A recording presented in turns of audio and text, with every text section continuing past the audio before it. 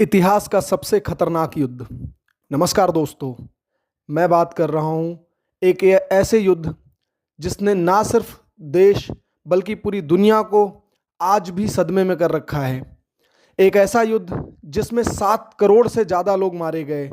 सिर्फ लोग ही नहीं मरे बल्कि एक बेटा अपनी माँ और एक भाई अपनी बहन से फिर कभी नहीं मिल पाया। इस युद्ध ने सिर्फ जर्मनी ही नहीं पूरी दुनिया का नक्शा बदल दिया। जी हाँ, मैं बात कर रहा हूँ वर्ल्ड वॉर टू की।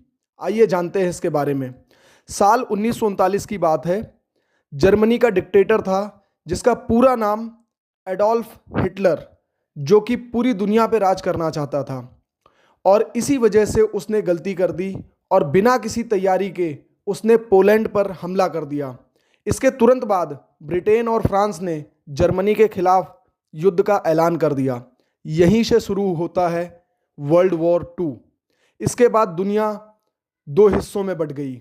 एक तरफ अलाइज जिसमें ब्रिटेन, फ्रांस, सोवियत यूनियन और अमेरिका जैसे बड़े देश शामिल थे, और दूसरी तरफ एक्सिस पावर जिसमें जर्मनी, इटली और जापान थे।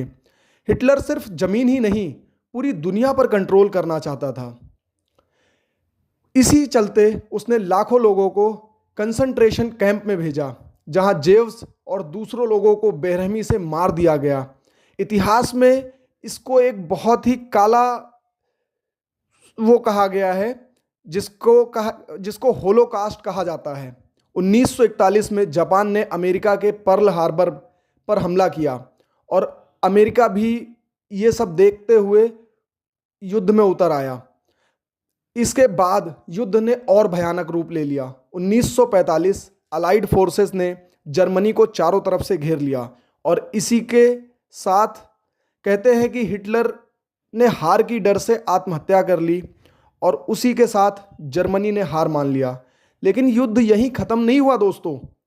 अमेरिका ने जापान के 2 शहर हिरोशिमा और नागासाकी पर एटॉमिक बम गिरा दिया।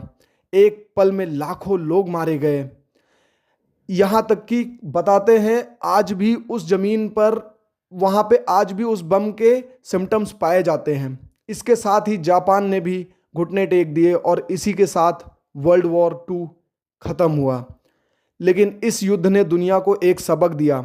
जंग कभी भी किसी का भी फ़ायदा नहीं करती, सिर्फ तबाही लाती है।